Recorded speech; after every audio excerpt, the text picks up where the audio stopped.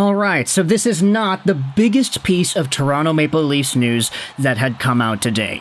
Sheldon Keefe got fired. That was earlier this morning. I'll admit and say that the thing actually happened like an hour after I went to sleep. Yeah, I was kinda on eBay looking at hockey cards again. But because I woke up and a quarter of the day was already gone, Sheldon Keefe was already gone, I was like, okay, well, I kind of missed the mark on that one. I mean, everybody's kind of got their videos up already, and I don't really think it's that strong of a topic since we all knew it was coming. So I decided to skip out and make it a video on that. Instead, we are going over to an article published on Sportsnet, because I had myself the luxury of reading this piece by Ryan Dixon talking about 4 Mitch Marner trades that the Toronto Maple Leafs could consider. Now, this article has 4 ideas. That's literally 4 video topics if you wanted to equate it out and evaluate how much these things are actually worth. But I wanted to talk about one of these particular trade ideas in this article because it's a really big one, and between the 2 Canadian teams involved, you could definitely get some good discussion out of it. Let's scroll down and look at Ryan Dixon's Calgary Flames Toronto Maple Leafs trade proposal. The Flames would get Mitch Marner, Fraser Minten, Nick Robertson, and Timothy Liljegren, and the Toronto Maple Leafs would get Jacob Markstrom and Rasmus Anderson. Now, before diving into the analysis done by Dixon, let's just put it out there straight on the line. Mitch Marner, Fraser Minten, Nick Robertson, and Timothy Liljegren is a huge package. That's a lot of assets. That's a lot of talent there. Marner, of course, $10.9 million guy, near 100-point player every single season. Nick Robertson, he's not in the lineup often, but when he is, he scores a ton of goals. He's a very skilled, smaller offensive player. Timothy Liljegren, you can say what you want about him. He's okay, for the most part. And then Fraser Minten, young guy, interesting prospect, nice addition to this package. But the reason the Flames would projectably be getting a huge package like this is because this 2-player package of Jacob Markstrom and Rasmus Anderson is huge in its own right as well.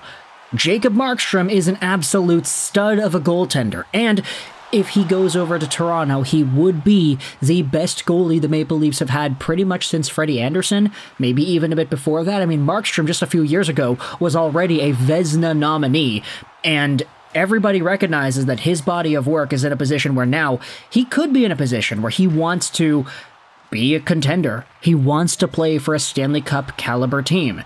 Not saying the Leafs are that, per se, but it would be interesting to consider, especially since Markstrom has had experience in Calgary and in Vancouver. If there's anybody who could probably not get rattled by the media as a top goalie in Toronto, I'd say Jacob Markstrom is near the top of that list. He's already kind of paid his dues in being one of the main guys on a struggling team. He knows what it's like to lose in Vancouver, so what more? Losing in Toronto. Expectations are just as high. Furthermore to this, you have Rasmus Anderson getting added on, who is an absolute stud himself. I don't think Rasmus Anderson gets the credit that he is due, but this is one of the better defensemen in the NHL. He's physical, he loves to block shots, he gets involved everywhere, and last season, he had himself 39 points in 78 games played. 2 seasons removed from 50 points and 1 season removed from 49 last year. So Rasmus Anderson would maybe be the best defenseman on this team, not named Morgan Rielly, should he go over to Toronto. That's a really big addition, and when it comes to the value for value, I mean, you can say that out of this package, the best player is Mitch Marner, but when it comes to the 2 guys going over to Toronto, Markstrom and Anderson are both equally good. Marner is fantastic at times, and Nick Robertson, Liljegren, they just kind of balance out the skills here. It's an interesting idea. Let's read what Ryan Dixon has to go out there and say. Both Jacob Markstrom and Rasmus Anderson are under contract for 2 more seasons, and you're adding a goalie who had a great underlying number all year, albeit at age 34, as well as a right-shot D-man who plays big minutes. With Calgary retaining a bit on Markstrom, it's basically a wash cap-wise, and you're adding 2 big pieces in areas of needs. Minten is a quality prospect, but the emergence of first-rounder Easton Cowan and the presence of youngster Matthew Nyes gives you enough next-generation guys up front. Here is why the Calgary Flames do it, in the eyes of Ryan Dixon. Every transaction the Calgary Flames have made in the past 12 months indicates that the club is not interested in a tear-down rebuild. Marner has 3 more seasons left in his 20s, so he's a guy who helps now and down the road. Liljegren is no Rasmus Anderson, but he's a right-shot guy who can slot in the bottom pair and try to sketch out a new chapter of his career after having just turned 25. Robertson has shown goal-scoring potential, and Fraser Minten is a plug-and-play prospect who, at worst, will be a fantastic third-line center and leader. Both Robertson and Liljegren are RFAs this summer, and both should be relatively simple signings.